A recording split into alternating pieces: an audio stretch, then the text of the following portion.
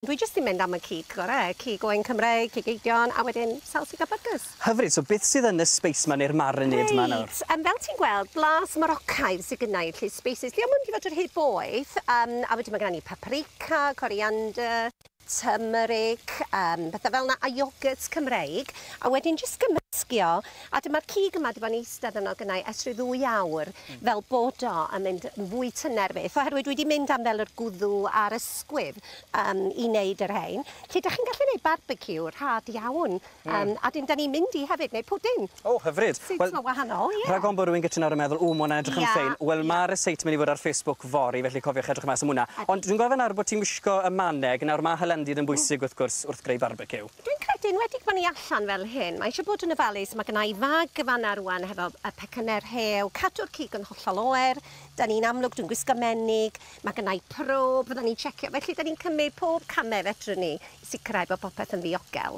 A defnyddio bwr coch, pan dechrau fod cig amrwd. Felly, jyst, chi'n gweld, synnwyr cyffredin, ond jyst meddwl o drodd ia.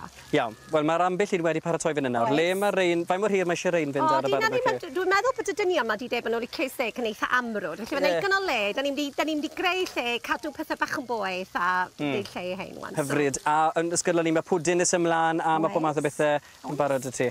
Oes wir. Diolch yn fawr iawn i chi. Chi gyd yn starfo yma, chi gyd moyn bwyd? Pob un fan hyn moyn bwyd, felly dewch nôl at ni ymlaen pan fyddwn ni rhagor o bethau i fyta.